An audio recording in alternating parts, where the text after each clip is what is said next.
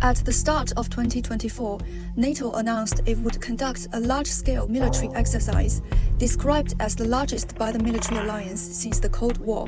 And on that note, we today announced the kickoff of Exercise Steadfast Defender 2024, which commences next week and runs through May. Steadfast Defender 24 will be the largest NATO exercise in decades, with participation from approximately 90,000 forces from all 31 allies, plus our good partner, Sweden.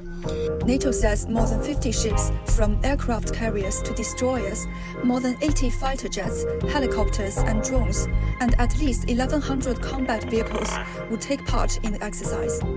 It's scheduled to cover 7 European countries, including 3 Baltic countries bordering Russia, Poland, Romania, Norway and Germany.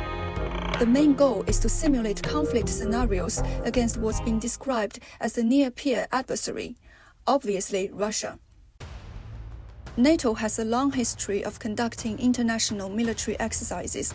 2 years after the organization was established in 1949, it began to organize NATO-level exercises. During the Cold War, there could be as many as 100 exercises in 1 year, according to NATO. In 1988, media reports indicate that a drill called Reforger involved more than 120,000 participants.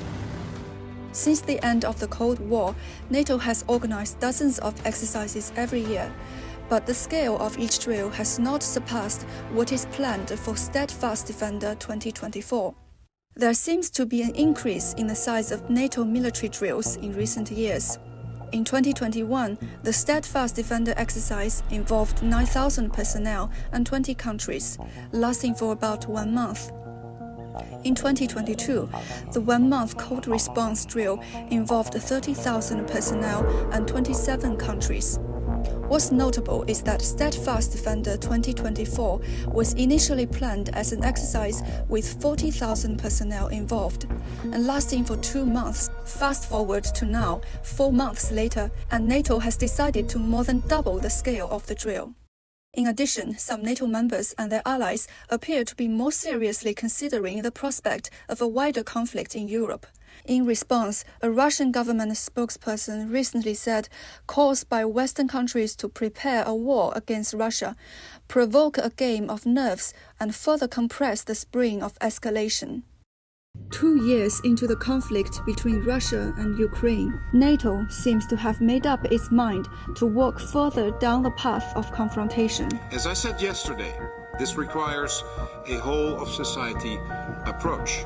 He was referring to the need for NATO member states to mobilize civil society, not just military forces, to prepare against a potential threat. Indeed, war is a whole-of-society thing.